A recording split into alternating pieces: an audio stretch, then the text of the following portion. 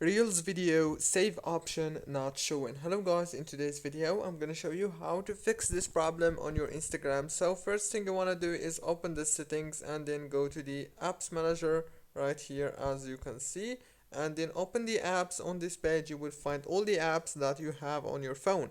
So all what you wanna do here is wait a few seconds. It will start loading all the apps that you have on your phone.